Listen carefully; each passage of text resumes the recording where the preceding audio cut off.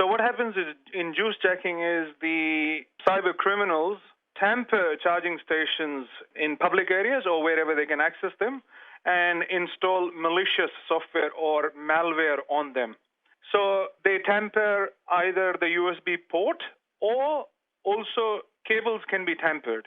Unfortunately, they are very well hidden. Often you will not notice any difference to a tampered USB port or cable. What happens next is naive users, they see a charging port and they unsuspectingly plug in their phones into those charging ports, and then the malicious software syncs to their phone, and as a result, the software can steal data from your phone, it can lock your phone, it could even access confidential information such as your username, passwords, photos. And as a result, what could happen is you may be susceptible to losses. And when I say loss, remember it's not just identity theft.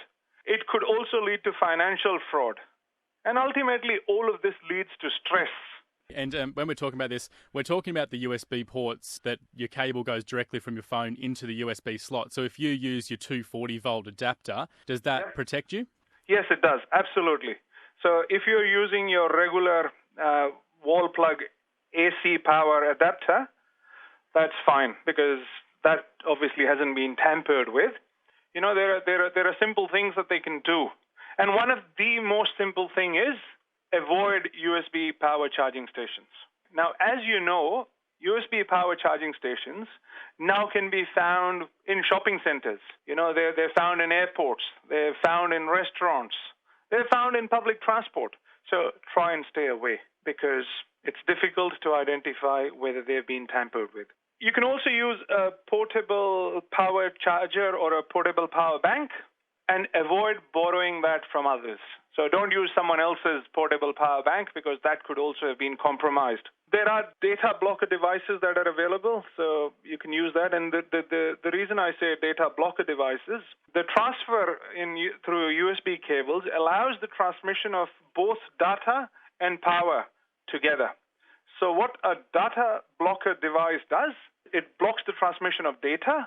Only power is allowed to transmit through the cable. So if your phone has been hijacked or juice jacked, what should you look out for? Your device, if it has malicious software installed, you will notice certain changes to your mobile device. And I use the word mobile device here for both mobile phones and tablet computers.